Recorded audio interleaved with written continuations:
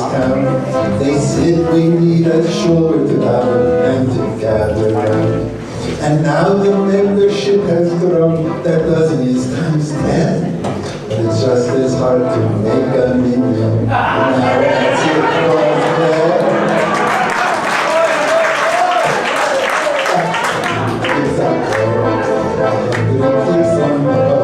I've got good news, we'll find 10 Jews 100 years ago. Mit 100 Jahr zurück, mit 100 Jahr zurück.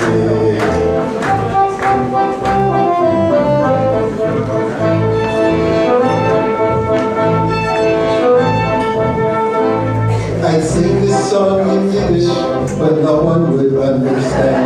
My mama washing disappearing fast throughout the land. I said I want to hear a drush where Yiddish is the rule. They said I could hear Yiddish spoken right here in this shul. Years ago, 100 years ago, you could have heard a Yiddish word 100 years ago.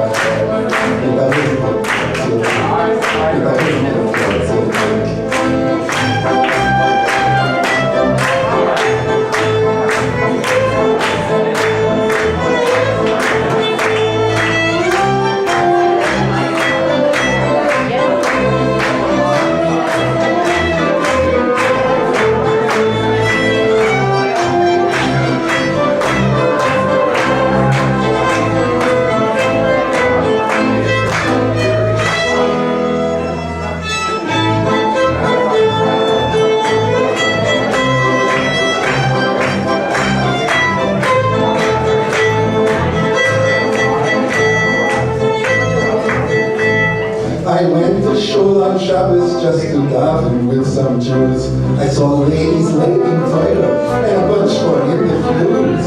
I asked the rabbi, "What's das?" And this is what he said: "We can't live in for the minimum now. The chitza is schon dead."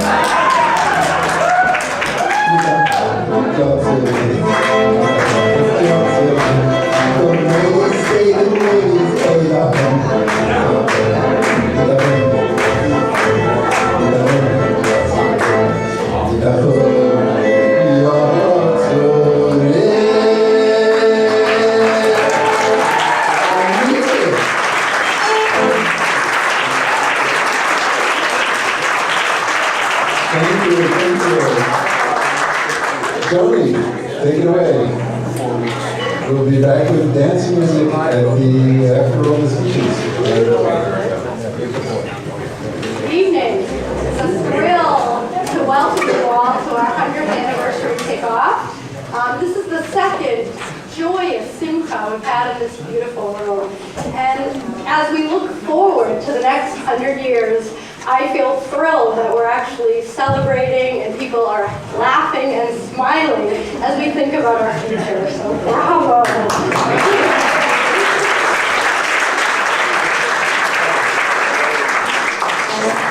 Like all the events at Temple Israel, our Hamish Shul, this could not have happened without so many touches of volunteerism, large and small, that have made this event possible. And I have a very large list, so I hope you'll indulge me, so that we can be sure to thank everyone who made this event what it is and what it will be as we look forward to our next 100. First on the list are Lenore and Martin Glazer, and I want to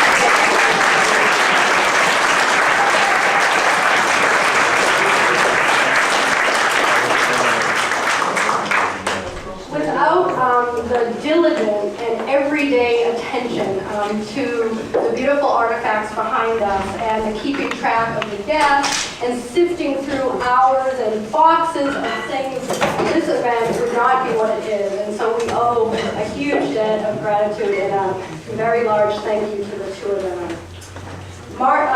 Wendy Giard, address, labels, supplies, paper, and printing. Thank you very much.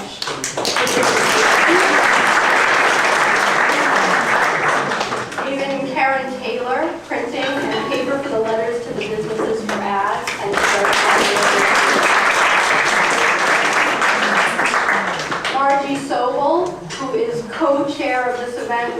Karen Taylor.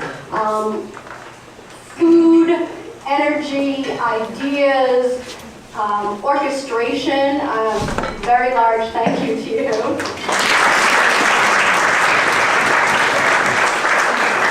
Karen Taylor, also co-chair of the 100th Anniversary Committee, attention to detail, organization, and a real can-do spirit, and we want to thank her as well.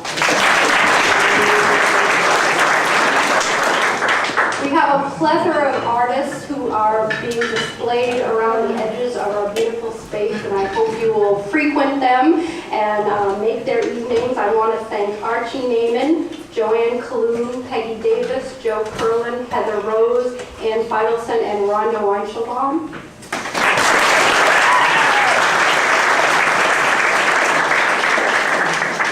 Laura Major created and helped with the centerpieces and decoration, and for that we owe her a big thank you.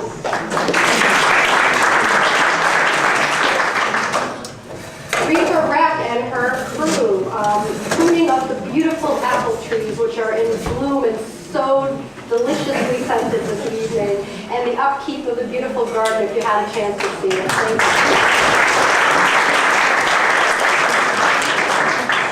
Our own Phyllis Naiman, our temple historian for the evening, who's going to walk us through our first 100 years. Thank you.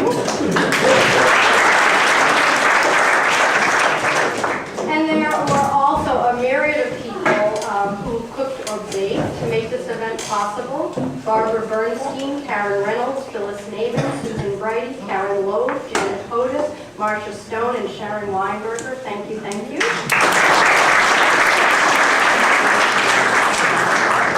Of course, this wouldn't have happened without a lot of setup for the evening, so thank you in particular to Joanne Kalun and Janice Colbert.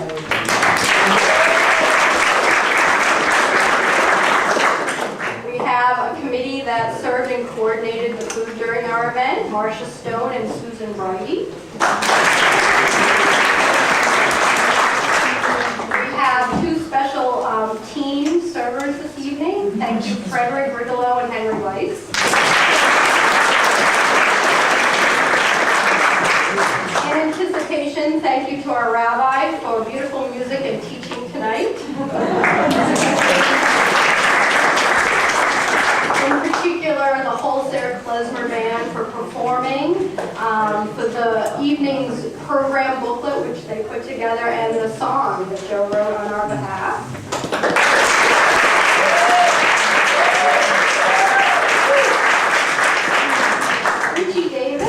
For helping with advertising and publicizing our event and the recording. He did a really wonderful job. And then I will ask you at some point to peruse the businesses in our program book and to frequent them and thank them when you see them and go into their shops for supporting our 100-year anniversary kickoff event.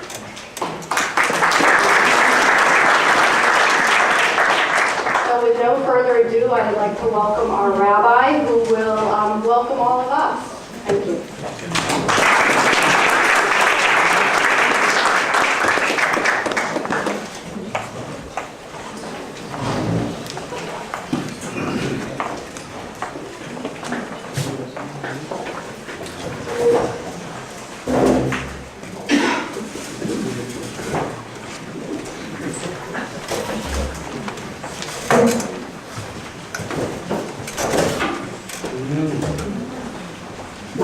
Second time this month that this room has been filled. It's so wonderful to see everybody here. How good and pleasant it is when our friends come together.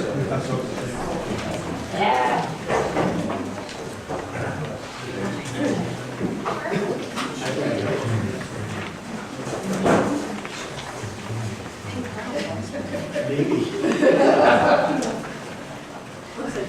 Yeah.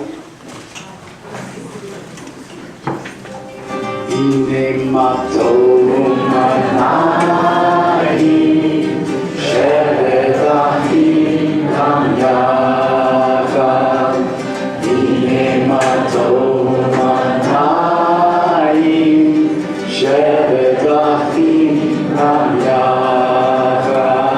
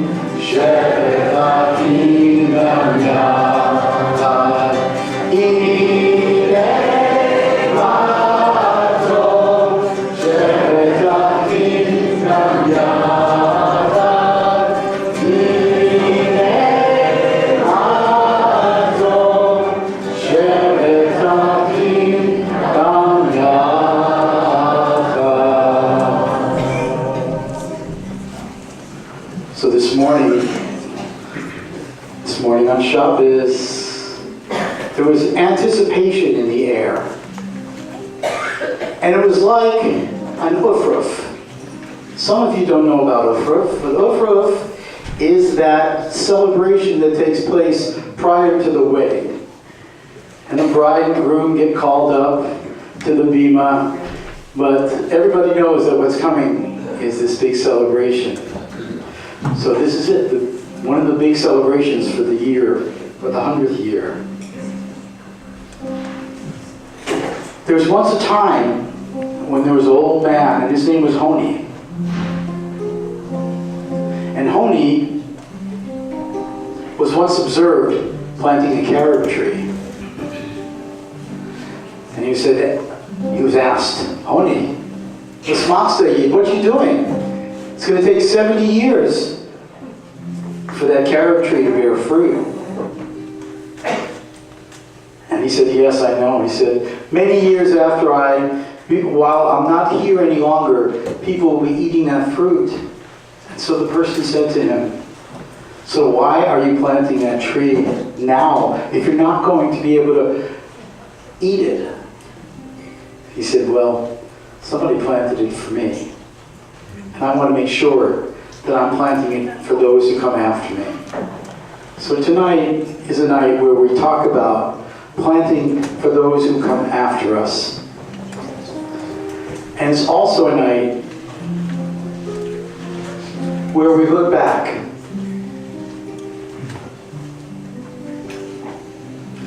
Generally, when I sing this song, I lift up my eyes to the mountain, which we sang at Masada on Henry Weiss's bar mitzvah. Henry, where are you?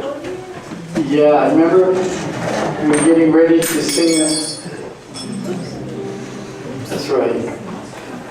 Tonight I want to sing, I lift up my eyes to look behind a little bit, to look and see the people that we come from.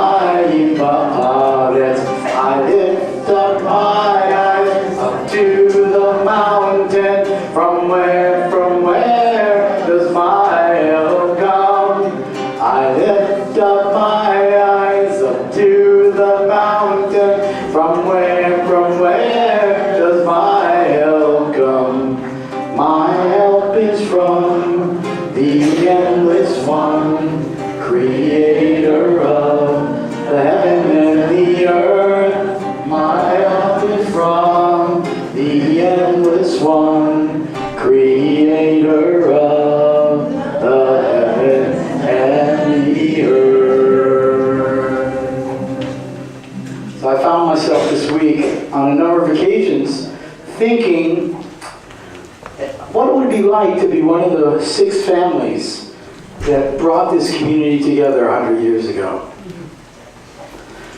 And what were they thinking? And did they have any idea that this kind of gathering could exist 100 years later? I want to thank them tonight for their strong stewardship of the Jewish community, leaving us with a legacy of Jewish identity and practice, and keeping us viable with this lovely building and an enduring legacy.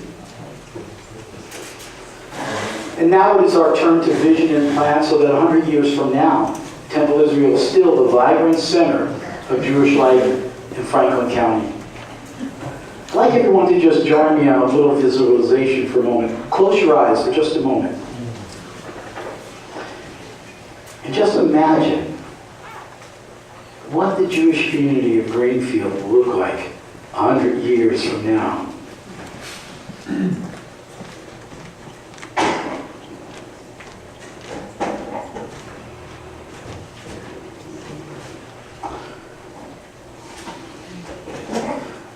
the Jewish community of Greenfield to prosper over the next 100 years needs to learn from what's going on in the Jewish world right now. And there are so many wonderful experiments and explorations going on in the Jewish world.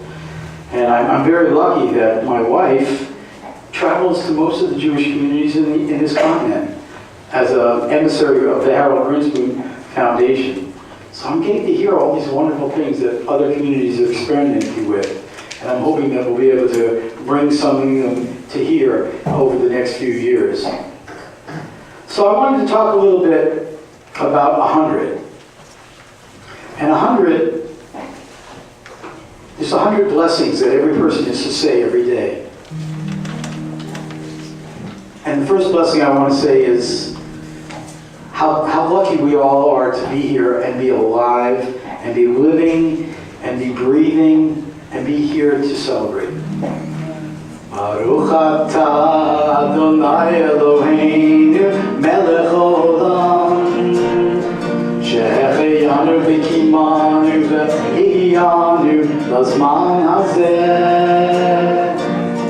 ברוך אתה אדוני אלוהינו מלך העולם שהחיינו וקיימנו והגיענו לזמן הזה.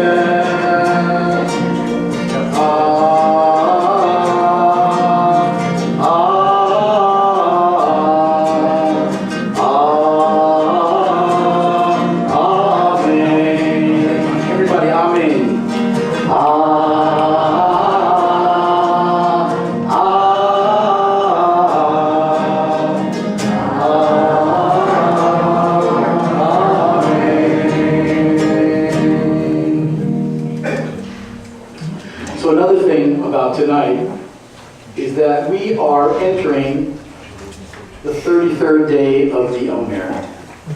The 33rd day of the Omer, which can be translated as the Hod of Hod.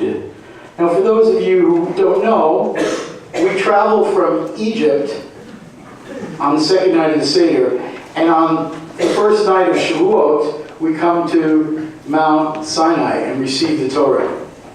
So tonight, in order to go through this process of moving from obliteration to revelation, tonight we are in something called the humility of humility. That's where we're at tonight. How do we inspire our humility? How do we move forward proactively and be humble at the same time? And tonight I feel very humble before our ancestors, who with their energy and vision created this Hamish, tasty blend of people and practices. Another 100 reference that I had was the 100th Psalm. So I'm going to leave you with the 100th Psalm. Some of my students know this.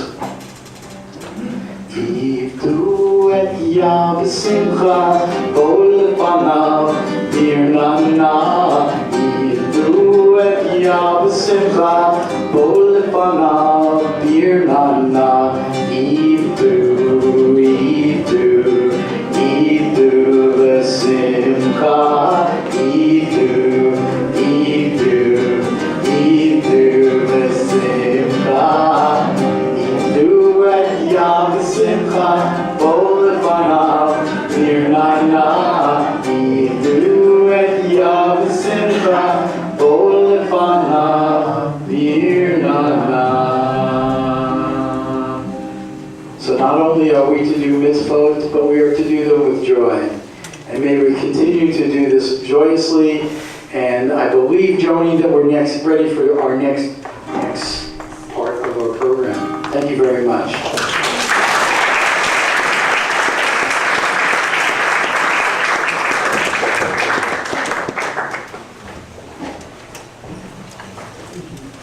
Thank you very much, Rabbi Eisen. I'm pleased to introduce Phyllis Naiman, who has woven together a piece or pieces of our history to share with us this evening. So please welcome Phyllis.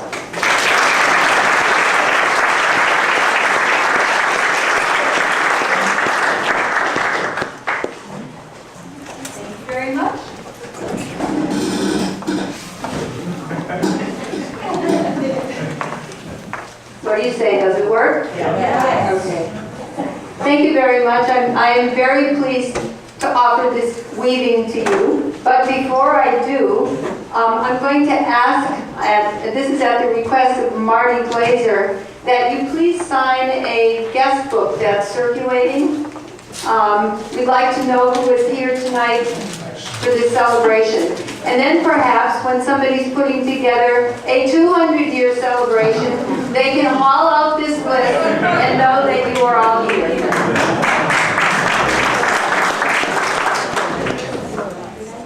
So, 100 years. L'dor v'dor.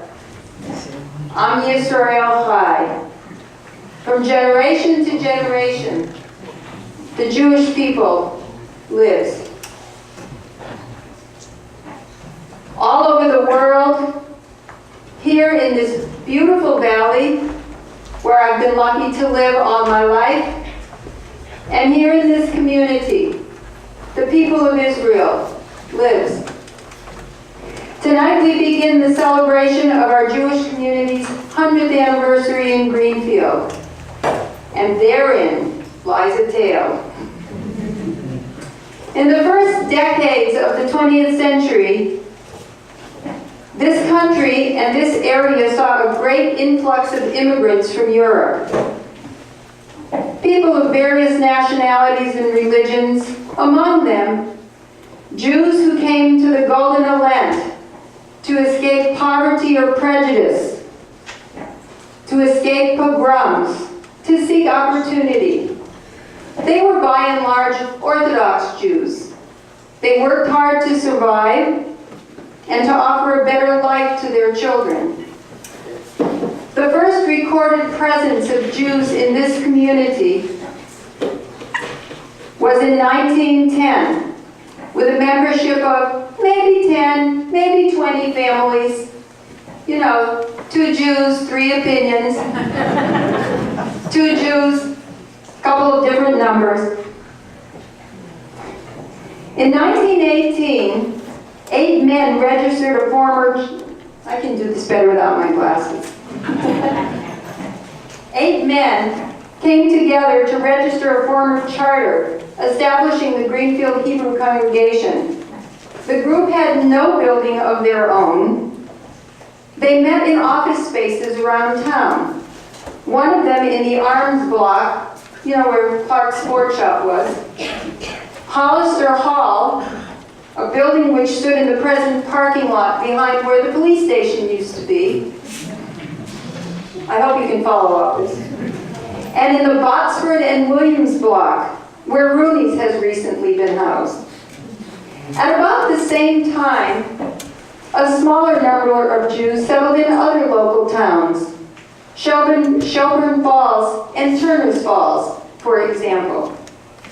They too met in social halls for events.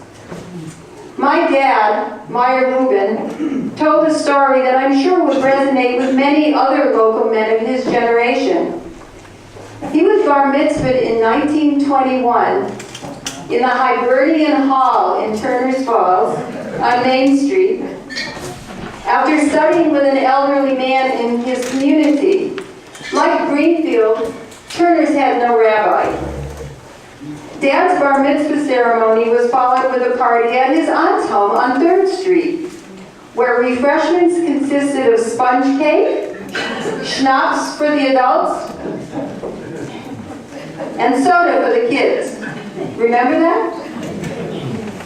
In that decade, the growing Greenfield Hebrew congregation, 35 families at that time, moved forward and put down firm roots. And you know where. Right here. They hired their first full-time rabbi in 1922, and in 1923 they purchased the old Second Baptist Church on this very spot. In fact, I have to see for this. In fact, when this new building was put up between 1990 and 1991, and the old building was taken down, we found the baptismal font under the bima.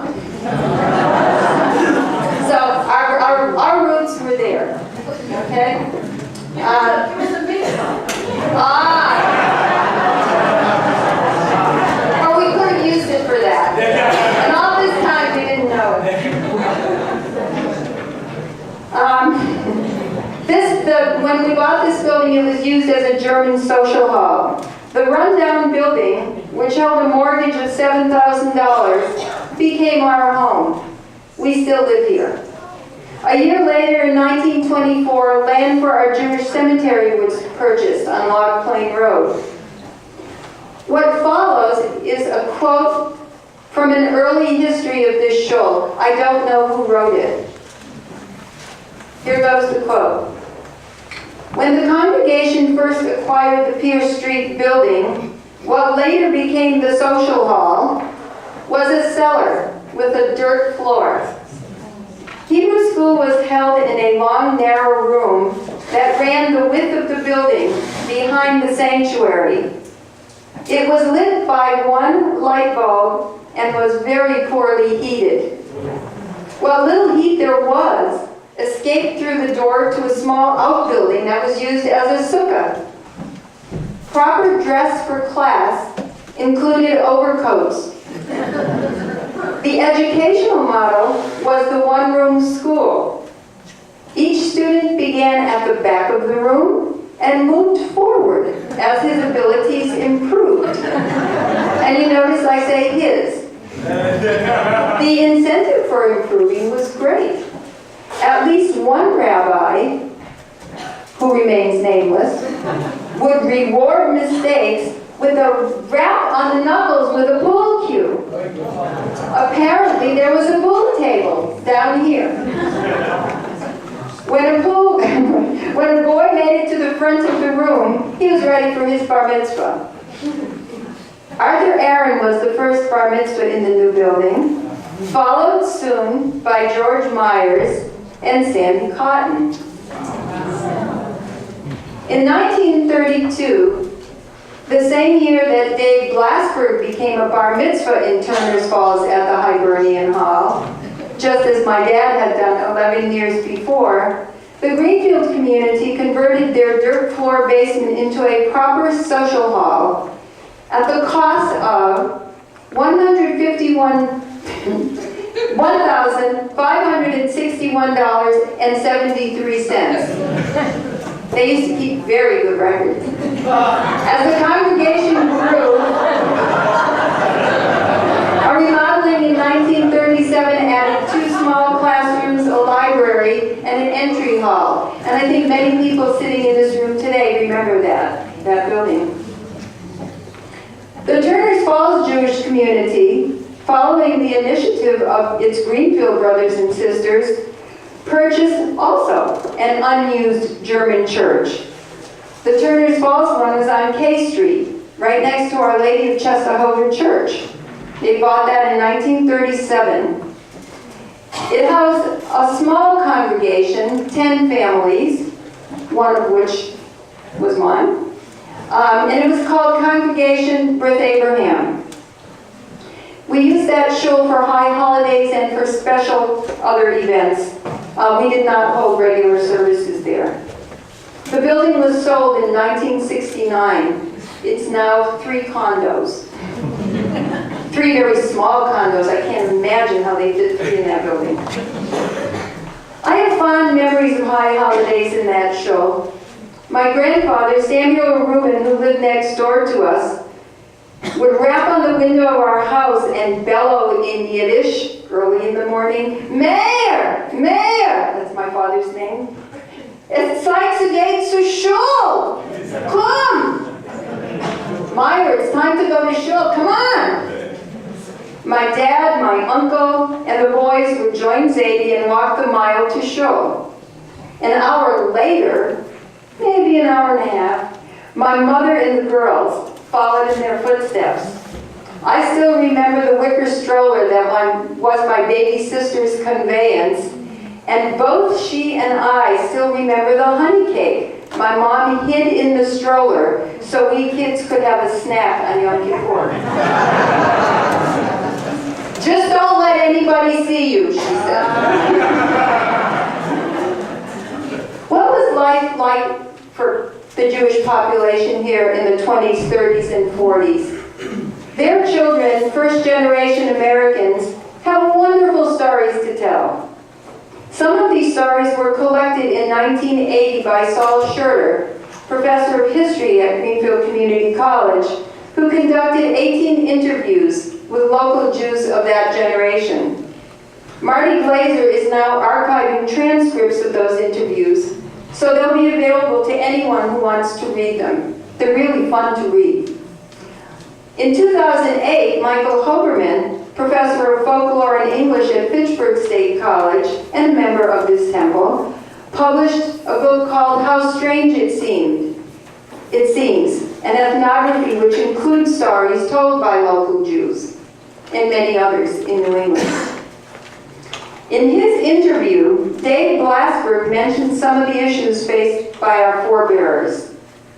Number one that he mentioned, getting kosher meat. My mom, who moved here from Springfield in 1933, told me about taking a live chicken in a bag on the trolley from Turner's Falls to Greenfield to be ritually slaughtered by a shochet. As she said to me, "Phyllis, you better believe I did that only once." She, like other local Jews, had to go to Holyoke or Springfield or Worcester for kosher meat. I remember taking many of those trips with my parents, and I bet other folks in this room do too. Dave, who grew up in Shelburne Falls, remembered taking the train from Shelburne to Greenfield and then the trolley from Greenfield to Holyoke to get kosher meat. I believe that there was briefly a kosher butcher in Greenfield at some point, and perhaps somebody here can tell me about that later on. I couldn't find any documentation of that. I think my mother told me. Anyway, second issue that Dave mentioned was dating. The small number of Jewish teens in the area seldom dated their Jewish friends. So family and friends in other towns set up dates and did a lot of matchmaking. My dad told hilarious stories of traveling in broken down cars to Springfield and Worcester to date Jewish girls. Dave Blasberg said he was allowed to date non-Jewish girls if the dating was casual. But a date with a Jewish girl? Ay, his mother and father got involved. Another issue, prejudice. A number of men interviewed from that generation told of anti-Semitic incidents in their childhood. Taunted in the schoolyard by bullies, calling them dirty Jew, or kike, or Christ killer. Sometimes the boys walked away, but often they fought back. My father almost got expelled from school for fighting back. But when he told the principal why he hit that other kid, he was allowed to stay in school. Interestingly, some, including Dave Blasberg and my dad, told of lifelong friendship they formed, often with the boys that they had fought, that they had fights with. Young people of the time, first-generation Americans, went to school and to work. Some established small businesses of their own or continued in the businesses started by their parents. Some were able to continue their education and become professionals. I encourage you to read their stories in the transcribed interviews. They're really fascinating. Many members of this congregation also served in the armed forces during World War II. A plaque with their names is hung in the stairway near the school entrance in that direction. In 1948, when Arlene and Cy Cohn came to Greenfield, there were about 70 families in the congregation. But Cy said there were no Jews in visibly important positions, prestigious positions in town. You know, boards of banks, the board of the hospital, the Y, the Girls Club. Jews were not permitted to join the Greenfield Country Club or the Masonic Lodge. In his interview, Dick Braff used the term understated exclusion to describe the situation. And I'm going to read you a brief excerpt from the interview with Arlene and Cy Cohn. After World War II, children of the immigrants were not ready to settle for things as they were. Bert Weiner really wanted to play golf and could not believe that this was the way things were going to be, the separate business. So he thought, many, many years ago, Maury Levy had applied to the country club and had been turned down. Or he had heard he was going to be turned down, so he never applied. He never did anything about it, and the whole story might have been hearsay. We really didn't know. But nobody ever applied. So Bert said, I'm gonna apply. I'm gonna bring this thing to a head and see what's what. He applied. And there was no problem. He got in, and so did everybody else who wanted to get in. It was assumed to be forbidden ground, and it really wasn't. So that's an interesting situation for them. Over time, Jews became more and more accepted as they gained respect for their hard work and their community involvement. Another quote from Cy. Sam Blasberg became a judge. Then he became the first Jewish president of the Y, the president of Farron Hospital, the president of the United Way. Sam became president of everything.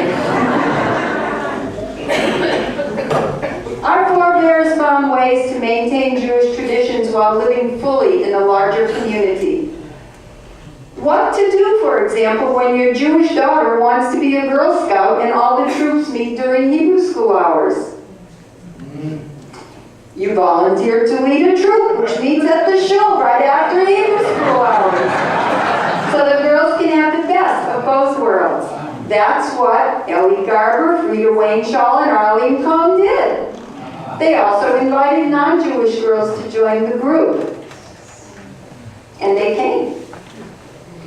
Then, like now, there were not enough people and never enough money to provide all the services the community wanted. Religious, educational, cultural. So people volunteered. Does that sound familiar? I suspect that many members here tonight recall the times they spent as volunteer teachers, committee members, and organizers of fundraisers and celebrations. I remember very well some of those volunteers from the years I was growing up here. I remember many of the teachers I had in Sunday school. My parents had to twist our arms and pick us up and put us in the car in order to come. But once we got here, I really enjoyed it, most of the time. I remember some of my teachers were Mildred Myers, Harry Warren, Fran Warren, Lee Spungen. There were many other wonderful people who volunteered. They even got my mother to volunteer. And my mother said, well, I don't know any of this material. And they said, well, if you read it the night before, you'll know it. The kids don't know it either.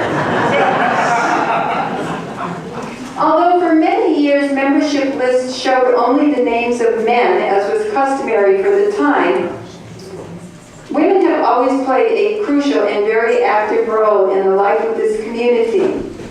The Ladies' Aid was formed in 1915 by 11 women before there was even a synagogue. Over the years, they sponsored card parties, lunches, dinners, bazaars. They had a wonderful time and worked hard raising money to support the shul and its educational system. They started a savings account in 1925 with a deposit of $13.25 and labeled it the Building Fund. And they never looked back. Their work produced significant funds when in 1957 1937, the school building was added to the shoal, that whole building over there. And this social hall and the kitchen were redone. Also in the 50s, they established the Women's Kever Kadisha Burial Society, so we could offer our sisters the same ritual service that men received when death visited our community. In 1958, when the name of the Greenfield Hebrew congregation was changed to Temple Israel, quote, to reflect modern times and a new liberalism, end quote, the Greenfield, I don't know whose quote that is, the Greenfield Hebrew Congregation Ladies' Aid became Temple Israel Sisterhood. Another very active and important women's group, the Greenfield chapter of Hadassah, was established in 1945. Hadassah is the women's Zionist organization which is committed to the support of Israel and Jewish unity in North America, Israel, and globally. Greenfield Hadassah women have worked tirelessly in the areas of health care and health awareness, education, and support of youth, just to name a few. We have had outstanding Hadassah leadership here over the years. Two women who come to mind when I think of my experience with Hadassah are Pauline Harris and Janet Hodis.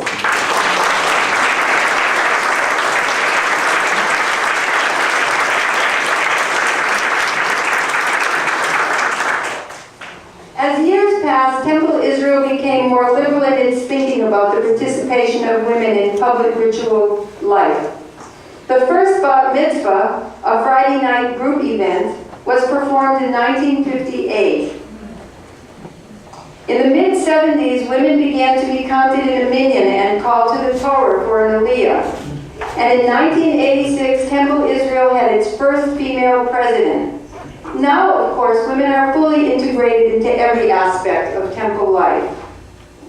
Our community, like any living entity, expands and contracts, it grows and changes. In the late 80s, we learned that our sanctuary building needed extensive and very expensive repair.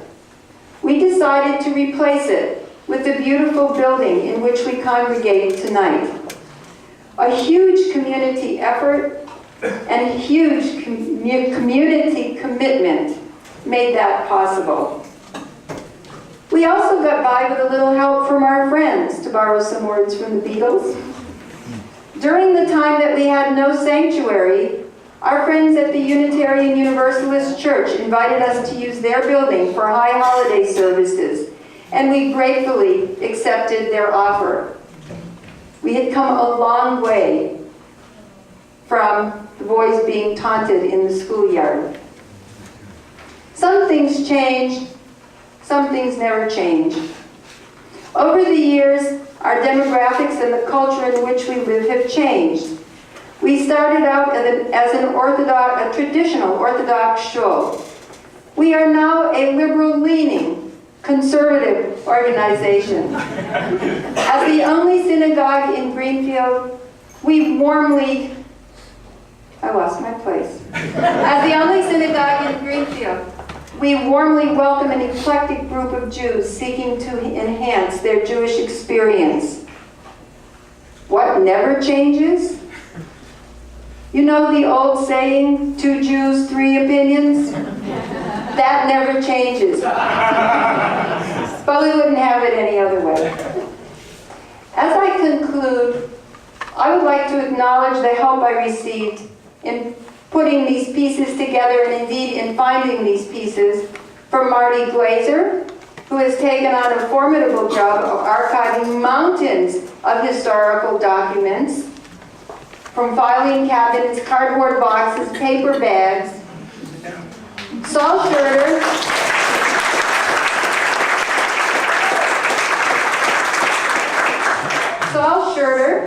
who created an invaluable resource when he recorded interviews with many members of our congregation.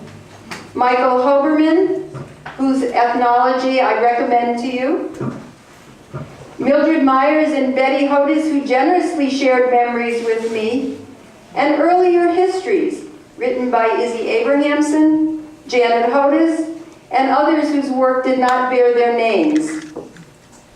Finally, I believe we all owe a deep debt of gratitude to those who came before us and established this Jewish community that we call our home. We build on the foundation that they laid. As we begin our second century in Greenfield, our second century, I think of a quote from the Talmud that's on my bulletin board near my computer. As others planted before me, so do I plant for my children. Am Yisrael Chai, the Jewish people lives, here in Greenfield. L'dor v'dor, from generation to generation, we will pass it on. Thank you so much, Phyllis. It was beautiful, informative, funny, and important. L'dor v'dor indeed. Tonight, you get to experience with us the next steps of how we plan for the next 100 years and beyond at Temple Israel. This evening, we are kicking off the Temple Israel Legacy Program, so that indeed we can all leave the generations to come to Temple Israel. I'm pleased to welcome Mark Weinberger, who will begin us, and I will finish off. Thank you.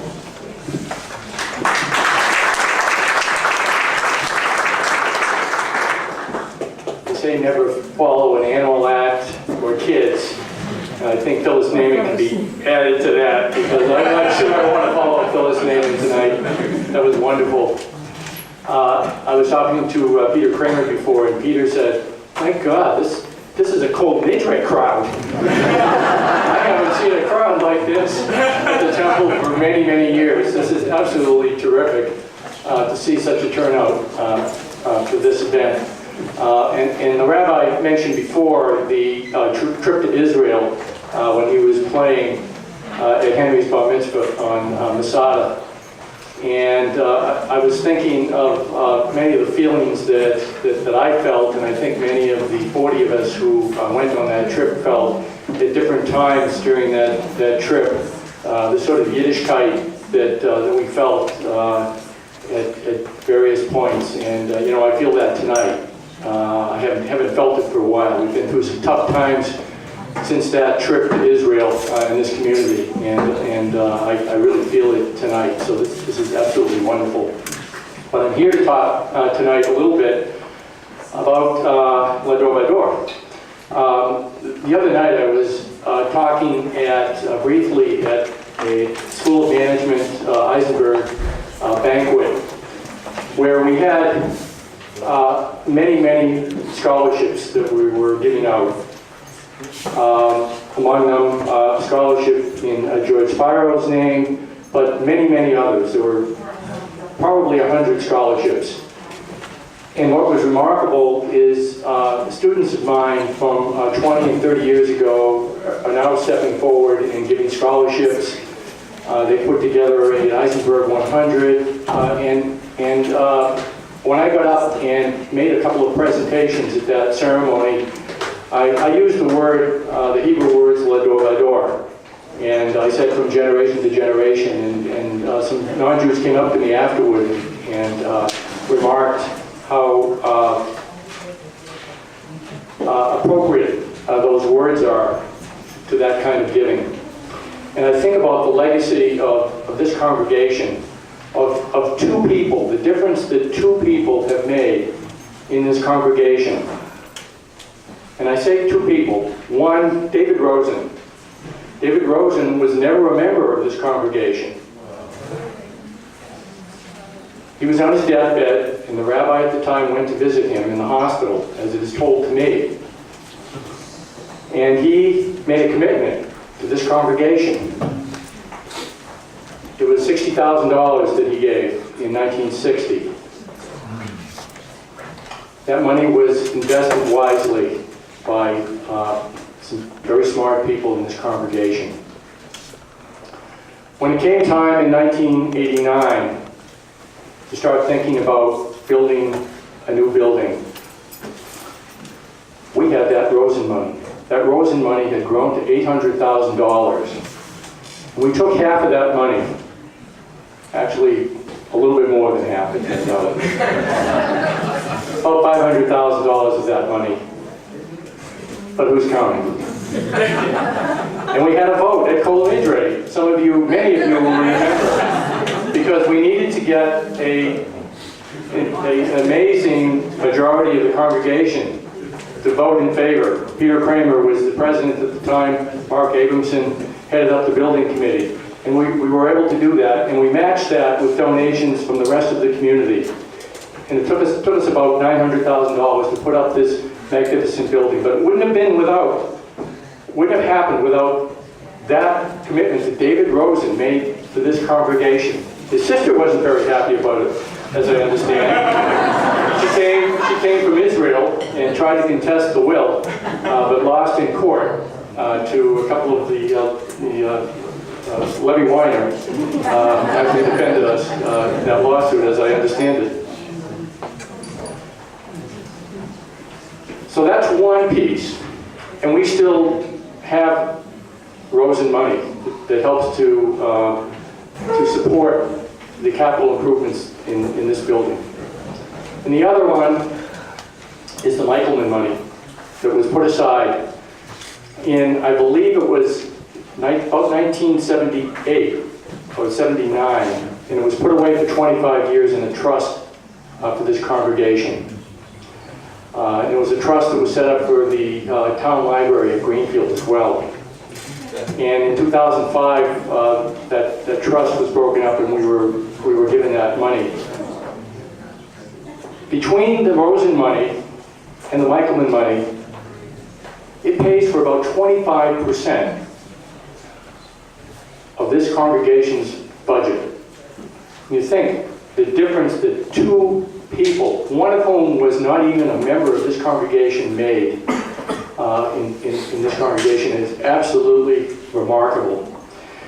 And so when we started to talk about legacy, and we've been talking about this for quite a few years. I've had conversations with Mark Abramson, Mark Kaufman, who I know is here somewhere tonight. We've had conversations for a number of years, but it seemed absolutely appropriate that at the 100th anniversary that we really had to do this. This was the time that we had to really take action on this and start to encourage members to put us into their wills for either dollar amounts or percentages. Joni has all sort of the details. Joni worked with the Grinspoon Foundation doing this sort of thing and really knows the ins and outs of it. So I'm not even going to get into that, but we've talked about this concept for quite a long time, and when you think about the difference that two people made, you can imagine what the difference of many of us doing this kind of giving door by door from generation to generation for the next 100 years in Greenfield. So I'm going to let Joni talk about some of the details of this, or I guess let the handout maybe speak for what Joni has to say. But I want to turn things back over to Joni. Thanks for your time.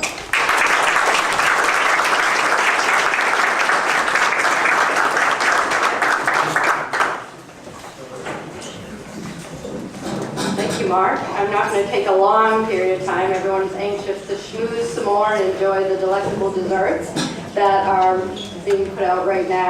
But I did just want to draw your attention to the double-sided handout. We are putting together a legacy committee, and we have some committed volunteers who will begin conversations, as they're called, legacy conversations, with a number of people in our community to get them to think about leaving a percentage or a dollar amount or a more sophisticated financial gift in their will to remember Temple Israel. It's not very hard. It does not need a lot of expertise. It can be as simple as a codicil as part of your will, and as simple as a dollar amount or a percentage, or it can be as sophisticated as an IRA or something more complex. But we do believe that now is the time, as we think about the next 100 years, and like Ephraim had us do earlier on, visualize what do we want to see the Jewish community like? What do we want to see physically in this space, spiritually in this space, and emotionally in this space? And we want to see the next set of leaders, committed volunteers, committed community members have some sort of present. We don't know what that can be. We can't imagine what they might need in 100 years. But what better way than to have some financial foundation so they can do the good work they need to do to keep the Franklin County Jewish community vibrant, spiritual, and committed to Jewish values and ethics. So with no further ado, I want to thank you all for sitting through our program and enjoying and reminiscing with us in our 100 years, and begin to think about what the next 100 years might have in store for us. So thank you, thank you. Enjoy.